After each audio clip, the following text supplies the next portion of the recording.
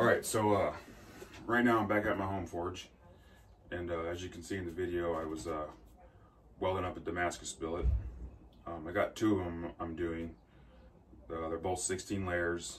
I only did one last night. Got kind of late and I was tired, so I still have to prep the other pieces and you know, weld it up. But it's 15 inch, 20 inch, and 84, and I use you know, 2 inch wide by 1/8 inch thick, 6 inches long, and you know, 16 layers. But I'm kind of on the fence of, do I want to combine both billets into one and make a really high layer count, or do I want to just make a, you know, somewhat high layer count and do two different patterns, like, you know, twist one up and maybe do a raindrop on the other one. I don't know, we'll see where it takes me. We'll see how I feel in the future when I finish this. But I just wanted to make a quick video on the press because I've gotten some questions about it. People have been asking me to kind of do a review. You know, a guy on YouTube asked me to kind of do a review, but I'll do the best one I can. I'm not going to go really into detail, but I mean, you can see the thing obviously will, from some of my videos, you can see it will, you know, move some steel. So the thing is, it's worth every penny I pay for it. I mean, how fast I can move steel with it is just freaking incredible. I mean, I had that billet welded up in one heat, and I only did 3 heats on it, and to get it to where it is now, and it's solid, you know. So I'll be doing another one,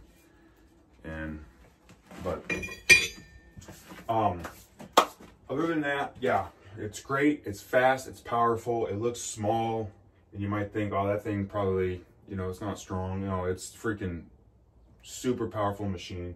I love how small it is because it fits in my small shop great. I work out of a small shed here in my backyard, and I mean, eventually I'll move it off my table and have its own little station, but that's in the future. But there is one thing about it that I don't like, and that's these bolt-in dies. This is the only thing about this machine that I don't like, because when you want to swap out dies, you can't swap dies out fast because you got to bolt them in, and it's hot in there. It's, you know, it's just kind of a small space. You know, you're trying to fumble around with the bolts, and one falls and you lose it or something. You know, it's best to use like a little electric ratchet, and Milwaukee makes one, you know, and you can zip them out quickly. But that's the only downfall to it. It's a pain in the ass, but other than that, this thing's freaking amazing.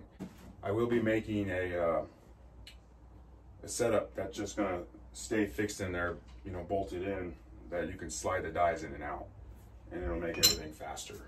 And I also recommend making some of your own dies. I've made some fullering ones to really get the most out of the machine.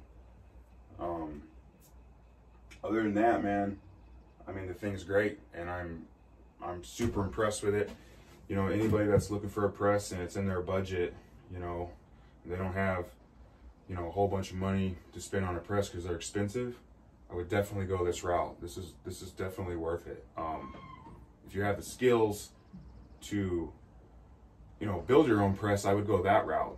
But which I could have done, but you know, by the time I sourced all the material, you know, and gathered everything, it's just it's time consuming, and for me, you know, time is money. So I elected to just, you know, go ahead and buy their 12-ton, and I'm a little impatient. So, but you know, I may build my own in the future, and we'll see what happens. But other than that, yeah, I got nothing really bad to say about it, man. I'm really happy with this machine, and I recommend it to anybody with a small space, and you know, that's got, you know, lower budget. So yeah, that's it. Hope you enjoyed the video, and y'all have a good day. I just want to share what it looks like here at 1 o'clock in the morning in Alaska. I mean, you can still see Maybe you can see the sun is still up. I mean, it's low, but you know, you can still see the clouds in the blue sky. It's freaking crazy. It doesn't really completely get dark here, and you know, until like August time. But this is like our nighttime.